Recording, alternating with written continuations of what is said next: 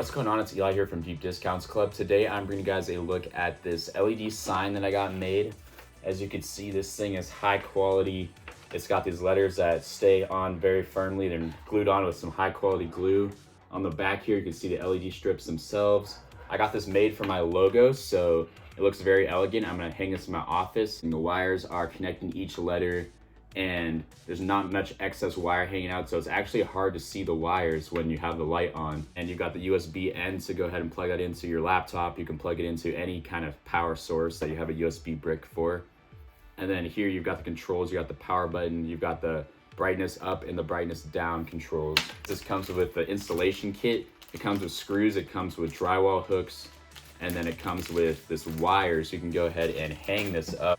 I went ahead and plugged in the sign. As you can see, it's got this very nice white glow. You can pick the color. I picked white because I think it looks nice and modern. And on the controller here, I'm on brightness level 6. Here is 5, 4, 3, 2, and 1. So as you can see, it gets quite dim.